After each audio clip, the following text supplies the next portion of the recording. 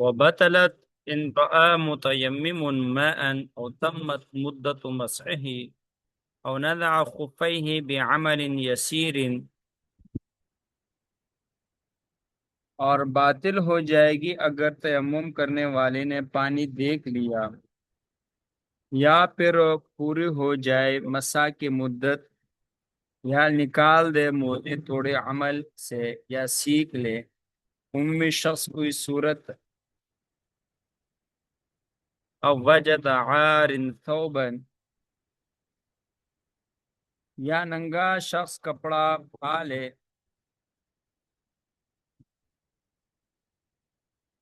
او قدر مومی، او قدر مومن، او تذکر فائتتا، او استخلف امیا، او طلعت الشمس فی الفجر،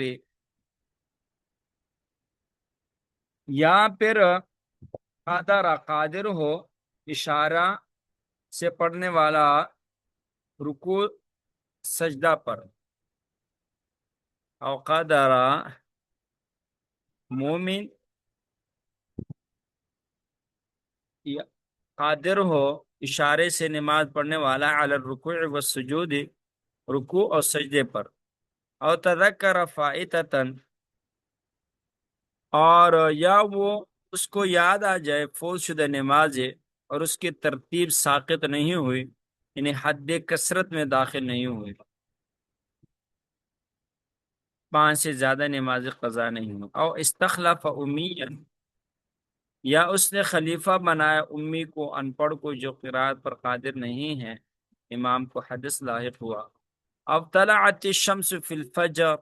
یا فجر میں سورج طلوع ہوا،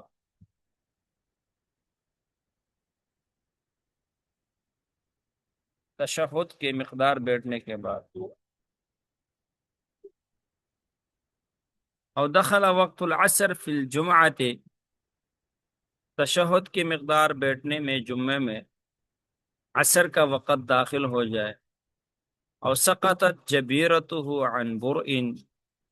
یا زخم سے پٹی گر جائے، او سقطت جبیرتہ عن برء، یا ساقط ہو جائے جبیرہ پٹی زخم سے اچھا ہونے کی وجہ سے، ان برء اچھا ہونے کی وجہ سے، او زال عذر المعذور، یا معذور کا عذر زائل ہو جائے، تو اس صورت میں یہاں سے مصنف علیہ الرحمہ نے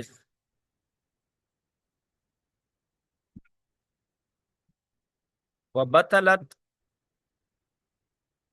اس عبارت سے مصنف علیہ الرحمہ نے 12 مشہور مختلفی مسائل بیان کی۔ وبطلت نماز باطل ہو جائے گی، اور 12 مشہور مختلف مسائل ہے جس میں نماز باطل ہو جاتی ہے۔ نمبر 1، ان رآ متیمم ماء، اگر متیمم نماز پڑھنے والے نے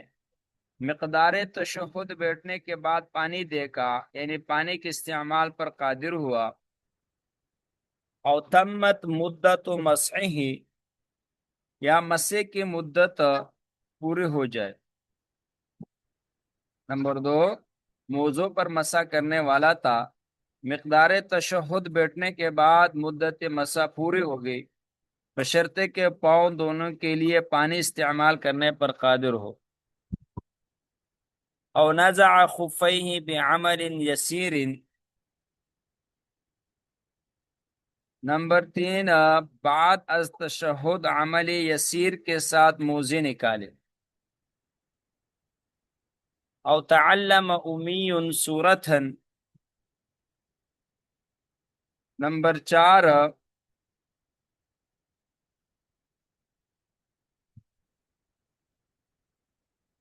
مصلی نماز پڑھنے والا امی تھا اور تشہد کے بعد اس نے کوئی سورت سیکھ لی. امی اس کو کہتے ہیں جو بالکل قرات پر قادر نہیں آتی، جو واضح نماز کی قرات بھی نہیں سیکھ سکتا. سورت سیکھنے سے مراد یاد آنا ہے، تعلیم اور تعلم مراد نہیں، کیونکہ تعلم عمل کثیر ہے. او وجد عارن صوبہ. نمبر 5، مصلی ننگا نماز پڑھ رہا تھا، بے لباس نماز پڑھ رہا تھا. تشہد کے بعد اس نے کپڑا پھا لیا، بشرطے کپڑا پاک ہو یا نجس ہو اور پاک کرنے کا ذریعہ موجود ہو اور بقدر ستر عورت ہو.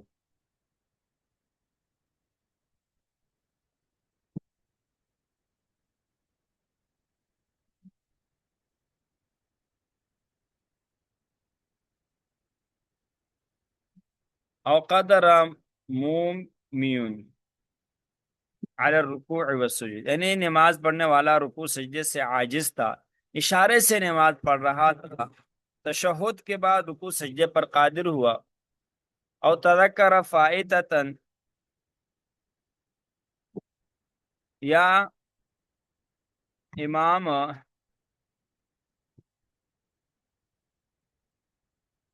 او تذکر فائتۃ، نماز پڑھنے والے کو تشہد کے بعد قضا شدہ نمازی یاد آ گئی اور یہ شخص ثابت ترتیب ہو اور وقت میں بھی وسعت ہو. نمبر 8، او استخلف امین، امام قاری تھا، تشہد کے بعد اس کو حدث پیش آئے تو اس نے امی کو خلیفہ بنایا. او طلعت الشمس فی الفجر. نمبر 9، فجر کی نماز میں مقدار تشہد بیٹھنے کے بعد سورج طلوع ہو گیا. نمبر 10، بعد از تشہد عصر کا وقت داخل ہوا، حالانکہ یہ شخص نماز جمعہ میں ہے. جمعہ کی نماز پڑھ رہا تھا اور عصر کا وقت داخل ہوا تشہد کی مقدار بیٹھنے کے بعد. اور سقطت جبیرتہ عن برء. نمبر 10، 11، مصلی نے جبیرہ پر مسح کیا ہوا تھا، وہ بعد از تشہد اچھا ہونے سے گر گیا. او زال عذر المعذور. نمبر 12، مصلی معذور تھا، تشہد کے بعد اس کا عذر ختم ہوا، مثلا نکسیر کا مریض تھا جس کے ناک سے ہمیشہ خون بہہ رہا ہو، تشہد کے بعد نکسیر ختم ہوا.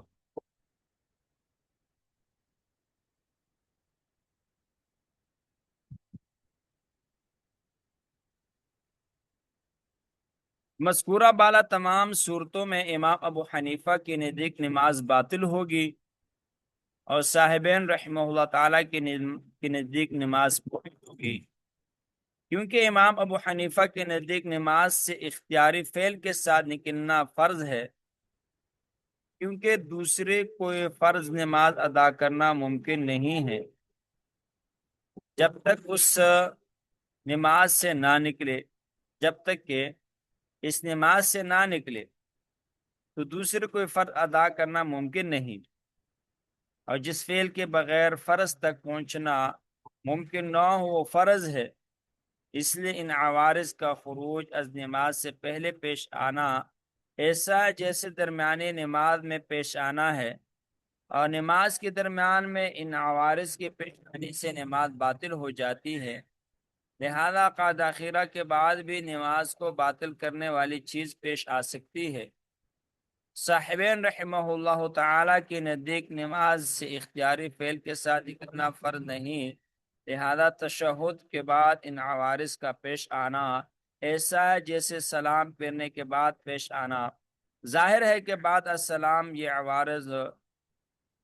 نماز کو باطل نہیں کرتے تو بعد از تشہد بھی مبطل صلاۃ نہیں ہے۔ اس میں امام ابو حنیفہ کا قول راجع اور مفتابی ہے۔ امام ابو حنیفہ کا قول راجع اور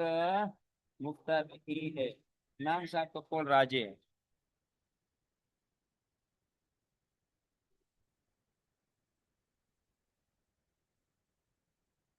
تو خروج بصنع المصلی قول راجع کے مطابق فرض ہے۔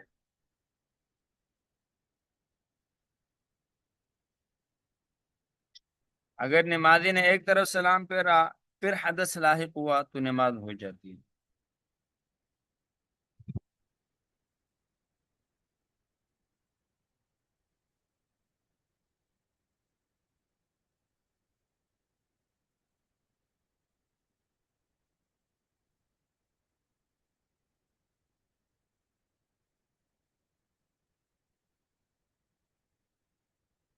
تو اگر رس زیادہ ہو اور کوئی شخص اگلی صف میں ہو اور اس کا وضو ٹوٹ جائے تو ہر صف کے دو آدمیوں کے درمیان سے نکلے، تاہم اگر دشوار ہو تو وہی بیٹھ جائے، نماز میں شریک نہ رہے، اس لیے کہ نماز کی اصلاح وضو وغیرہ کے لیے نمازیوں کے سامنے سے گزرنا جائز ہے، لہذا جاتے وقت سامنے سے گزر جائے اور واپس تک اگر وہ جگہ خالی ہے تو سامنے سے گزر کر اس جگہ کو پر کرے، بلکہ سامنے سے جانے کی جگہ نہ ہو تو صف کو چیر کر بھی جا سکتا ہے۔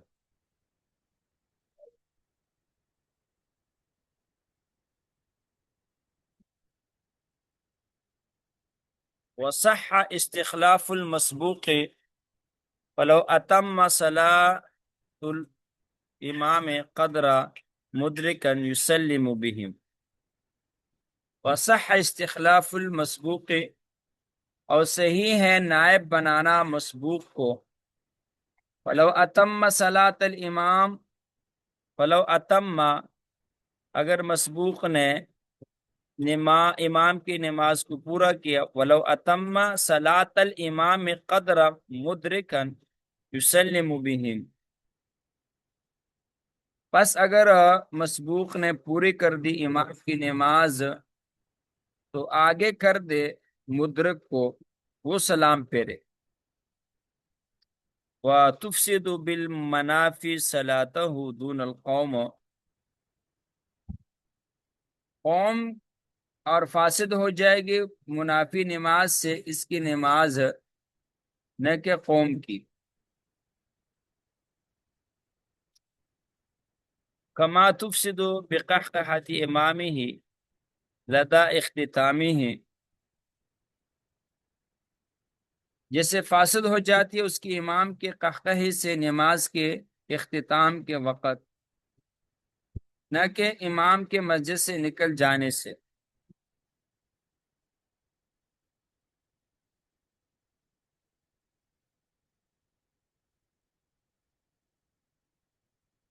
وصح استخلاف المسبوق، اگر نماز میں امام کا وضو ٹوٹ گیا تو اس کے لیے جائز ہے کہ وہ کسی مسبوق مقتدی کو خلیفہ بنائے۔ تو مسبوق وہ شخص ہے جو اتنی تاخیر سے جماعت میں شریک ہو جائے کہ اس کی کم سے کم ایک رکعت امام کے ساتھ چھوٹ جائے، وہ کسی مسبوق مقتدی کو اپنا خلیفہ بنائے، کیونکہ دونوں کا تحریمے میں مشارکت موجود ہے۔ البتہ غیر مسبوق کا خلیفہ بنانا اولا ہے مدرک کو جس نے شروع سے نماز میں شریک ہوا ہے، کیونکہ وہ نماز کو پورا کرنے پر، اتمام صلات پر مسبوق سے زیادہ قادر ہے۔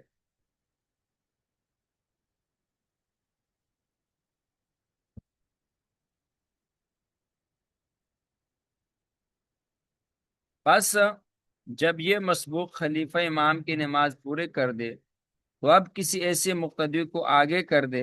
جو شروع سے امام کے ساتھ شریک ہو، وہ مقتدی سے سلام پھیر دے، وہ مقتدیوں سے سلام پھروا دے، کیونکہ خود مسبوق کی نماز اب تک مکمل نہیں، لہذا مقتدیوں کو سلام پھروانے کے لیے کسی غیر مسبوق کو آگے کر دے اور خود اپنے ان رکعتوں کو ادا کر دے جس کی وجہ سے یہ مسبوق ہوا، جو رکھتے جو رکعت رہ گئی تھی تو اس کو پورا کرے۔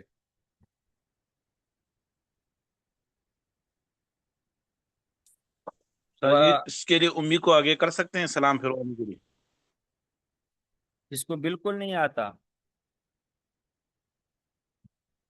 ہاں قرات جس کو سلام پھروانے کے لیے جی جی کر سکتے سلام پھروانے کا، امی کی ضرورت قرات میں پڑتی ہے نا، پھر قرات میں آگے کیا پھر نہیں ہوگا۔ جی جی وہ سلام پھروانے کی کر سکتے۔ وَتُفْسِدُ بِالْمَنَافِي صَلَاتُهُ دُونَ الْقَوْمِ، تو اب اگر اس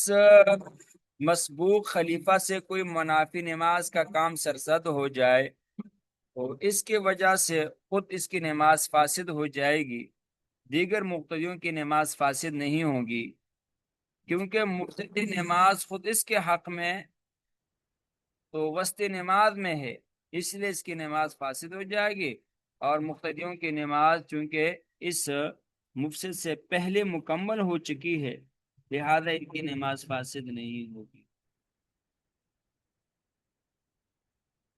وَتُفْسِدُ بِالْمَنَافِي صَلَاتُهُ دُونَ الْقَوْمِ، اب اگر اس مسبوق خلیفہ سے کوئی منافی نماز کا کام سرزد ہو جائے تو اس کی نماز سے تو اس کی وجہ سے خود اس کی نماز فاسد ہو جائے گی، دیگر مقتدیوں کی نماز نہیں ہوگی، کیونکہ مفسد نماز خود اس کے حق میں تو وسطی نماز میں ہے، اس لیے اس کی نماز فاسد ہو جائے گی، اور مقتدیوں کی نماز چونکہ اس مفسد سے پہلے مکمل ہو چکی ہے، کیونکہ منافی صلاح جو ہے ارکان کے پورا ہونے کے بعد پایا گیا۔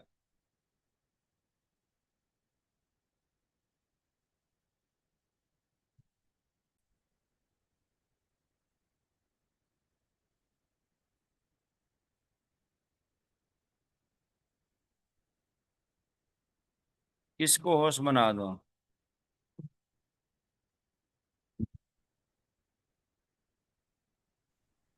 جی استاد جی میں ادھر ہی ہوں، مجھے بنا۔ کما تفسد بقحقحت امامہ لدا اختمامہ، جیسے کہ مذکورہ بالا صورت ایسی ہے جیسے کہ مسبوق کا امام اپنی نماز پوری کرنے کے قریب قہقہہ لگائے، تو امام ابو حنیفہ کے نزدیک اس صورت میں مسبوق کی نماز فاسد ہو جائے گی مگر امام کی نماز فاسد نہیں ہوں گی، جبکہ صاحبین کے نزدیک کسی کی نماز فاسد نہیں ہوگی، کیونکہ ان کے نزدیک اس صورت میں اس عارض کی وجہ سے خود امام کی نماز فاسد نہ ہوگی، باوجود یہ کہ قہقہہ کا صدور امام سے ہوا ہے تو مسبوق کی نماز تو بطریق اولیٰ فاسد نہ ہوگی۔ امام ابو حنیفہ کے نزدیک چونکہ صورت میں مفسد نماز امام کی نماز کی جس جز سے ملا ہوتا ہے وہ جز فاسد ہو جاتا ہے، لہذا مسبوق کی نماز بھی فاسد ہوگی، کیونکہ مفسد نماز مقتدی کی نماز کی جس جز سے ملا ہوا ہوگا وہ جز فاسد ہو جائے گا،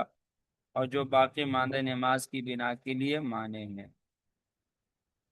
تو فاسد پر بنا فاسد ہے، البتہ امام کی نماز کے ارکان چونکہ انتہا کو پہنچ گئی لہٰذا اس کو اپنی نماز کی اس جزء فاسد پر بنا کی ضرورت نہیں، اس لیے امام کی نماز فاسد نہ ہو۔ حنیفہ کا قول راجی ہے، تو مسبوق کی نماز امام کے قہقہہ سے فاسد ہو جائے گی، لا بخروجہ من المسجد و بکلامہ، انشاءاللہ کل پڑھیں گے۔